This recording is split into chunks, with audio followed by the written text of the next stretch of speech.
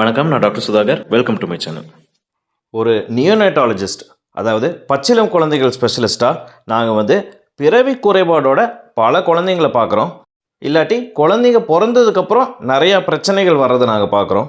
இந்த மாதிரி குழந்தைங்களுடைய பேரண்ட்ஸ் எங்ககிட்ட காமனாக கேட்குற கேள்வி என்னென்னா, குழந்தை வயிற்றில் இருக்கும்போது டாக்டர் சொன்ன எல்லா ஸ்கேனுமே நாங்கள் பண்ணிட்டோம், எல்லா டெஸ்ட்டுமே பண்ணிட்டோம், இதெல்லாம் பண்ணதுக்கப்புறமே இந்த பிரச்சனையை கண்டுபிடிக்க முடியலையா, எதுக்காக இவ்வளோ ஸ்கேனு இவ்வளோ டெஸ்ட்லாம் பண்ணுறாங்க அப்படின்னு நிறைய பேரண்ட்ஸ் கேட்டிருக்கிறாங்க. அதுக்காக தான் இந்த வீடியோ.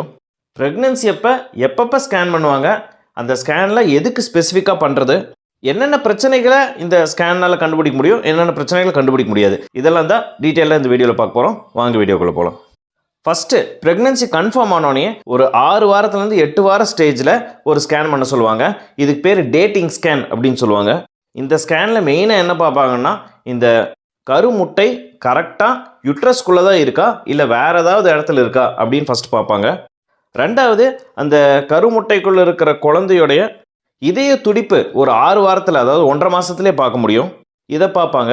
அடுத்தது ஏஜ் எஸ்டிமேஷன் அப்படின்னு சொல்லுவாங்க. அதாவது குழந்தையுடைய எக்ஸாக்டாக எவ்வளோ ஏஜ், இந்த ஏஜை வச்சு என்றைக்கு டெலிவரி ஆகிறதுக்கு வாய்ப்பு இருக்குது அப்படிங்கிறதெல்லாம் எஸ்டிமேட் பண்ணுறது இந்த ஃபஸ்ட்டு ஸ்கேனில் தான். இந்த ஸ்கேனில் எல்லாமே நார்மலாக இருக்குது அப்படின்னா அடுத்த ஸ்கேன் ஒரு 10லேருந்து 12 வார ஸ்டேஜில் வர சொல்லுவாங்க. இதுக்கு பேர் ஃபஸ்ட் ட்ரைமஸ்டர் ஸ்கேன் அப்படின்னு சொல்லுவோம். இதில் மெயினாக என்ன பார்ப்பாங்கன்னா, நியூக்கல் டிரான்ஸ்லூசன்சி அப்படின்னு சொல்லுவோம். அதாவது குழந்தையுடைய கழுத்து பகுதியில் இருக்கிற அந்த ஸ்கின்னுடைய திக்னஸ்ன்னு வச்சுக்கலாம். இதை மெயினாக பார்த்துட்டு, இது பை சான்ஸ் அதிகமாக இருந்தால் குழந்தைக்கு ஏதாவது பிரச்சனை இருக்க வாய்ப்பு இருக்குது, அதிகமாக இருந்தால் டவுன் சிண்ட்ரோம் அப்படின்லாம் கேள்விப்பட்டிருப்பீங்க. இந்த மாதிரி குரோமோசோமல் ப்ராப்ளமெல்லாம் இருக்கிறதுக்கு வாய்ப்பு இருக்குது, அதாவது மரபணு சம்பந்தமான பிரச்சனைலாம் இருக்க வாய்ப்பு இருக்குது. இந்த மாதிரி ஏதாவது மரபணு சம்மந்தமான பிரச்சனை குழந்தை பிறந்தா உயிருக்கு ஆபத்தான நிலைமை வரும்னு தோணுச்சுன்னா அது உங்கள்கிட்ட இன்ஃபார்ம் பண்ணிடுவாங்க. பேரண்ட்ஸு அந்த டைமில் அடுத்த ஸ்டெப் என்ன முடிவு எடுக்கிறதுங்கிறதுக்கு இது ஒரு வசதியாக அமையும்.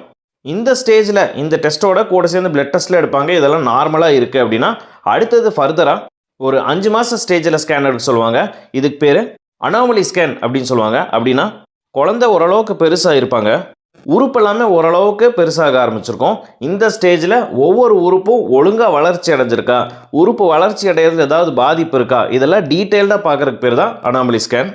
இந்த ஸ்கேனில் தான் குழந்தையுடைய பிரெயின் க்ரோத் எப்படி இருக்குது, கிட்னி எப்படி இருக்குது, ஹார்ட் எப்படி இருக்குது, ஹார்ட்டில் ஏதாவது ஹோல்குது இருக்குதா, நுரையீரல் வளர்ச்சி எப்படி இருக்குது, குடல் எப்படி இருக்குது, ஒவ்வொரு போன்ஸ் எப்படி இருக்குது, இதெல்லாம் பார்த்துட்டு இதில் ஏதாவது உயிருக்கு ஆபத்தான விஷயம் இருக்குது அப்படின்னா அந்த டைமில் உங்களுக்கு இன்ஃபார்ம் பண்ணிடுவாங்க.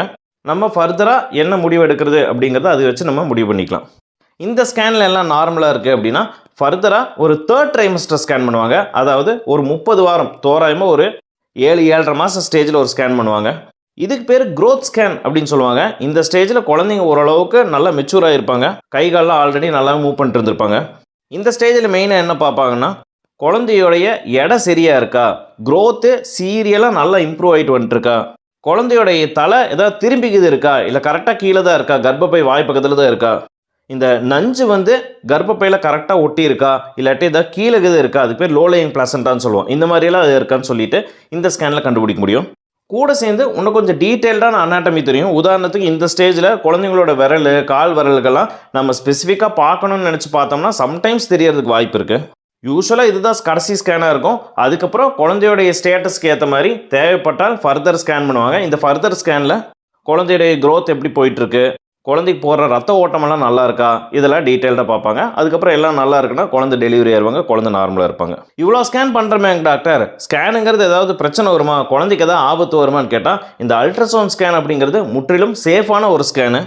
எக்ஸ்ரே, சிடி, எம்ஆர்ஐ இதையெல்லாம் கம்பேர் பண்ணும்பொழுது அல்ட்ராசவுண்டில் கிட்டத்தட்ட சைடு எஃபெக்டே இல்லைன்னு சொல்லுவோம்.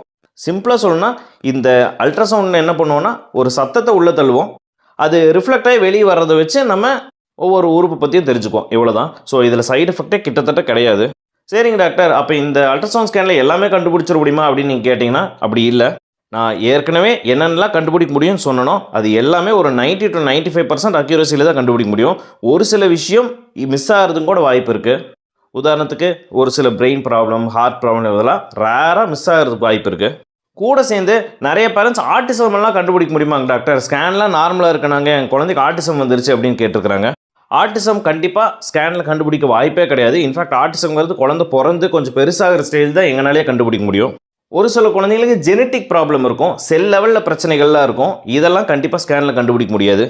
இந்த மூளை இதயம் சம்மந்தமான மேஜரான ப்ராப்ளம்ஸ் கண்டுபிடிக்க முடியும். பட் ரொம்ப நுணுக்கமான ஒரு சில மூளை பிரச்சனையோ இல்லை இதய பிரச்சனையோ இந்த ஆன்டிநேட்டல் ஸ்கேன் வயிற்றுக்குள்ள குழந்தை இருக்கும்போது பண்ணுற ஸ்கேனில் கண்டுபிடிக்கிறது கஷ்டம். இன்ஃபேக்ட் பிறந்ததுக்கப்புறம் கண்டுபிடிக்கிறது ரொம்ப கஷ்டமான விஷயமா இருக்கும். குழந்தைங்களுக்கு இந்த நரம்பு தளர்ச்சி மாதிரியோ இல்லை குழந்தைங்களுடைய சதை சரியாக ஃபங்க்ஷன் ஆகாமல் மூச்சு திணறலாம் இருக்கும். இந்த மாதிரி குழந்தைங்களுக்கு ஸ்கேன் பண்ணுறது பெரும்பாலும் நார்மலாக தான் இருக்கும். குழந்தை டெலிவரி ஆனதுக்கப்புறம் அவங்களுடைய தொந்தரவை வச்சு தான் நம்ம இந்த மாதிரி பிரச்சனையெல்லாம் இருக்கலாமோ அப்படின்னு சஸ்பெக்ட் பண்ணுவோம். ஸோ ஓவராலாக இந்த ஸ்கேனை பற்றி சொல்லணுன்னா, இந்த ஸ்கேனில் சைடு எஃபெக்ட்ஸே கிடையாது. குழந்தை பிறக்கிறதுக்கு முன்னாடியே குழந்தையுடைய ஃபேஸை உடம்பெல்லாம் பார்க்குறதுக்கு உங்களுக்கு ஒரு வாய்ப்பாக அமையும். ஓரளவுக்கு மேஜரான ஆர்கன் ப்ராப்ளம் இல்லை அப்படிங்கிறதெல்லாம் இந்த ஸ்கேனில் கண்டுபிடிக்கலாம். குழந்தையோட வளர்ச்சி கரெக்டாக இருக்கான்னு கண்டுபிடிக்கலாம், ரத்த ஓட்டம் கரெக்டாக இருக்கான்னு கண்டுபிடிக்கலாம்.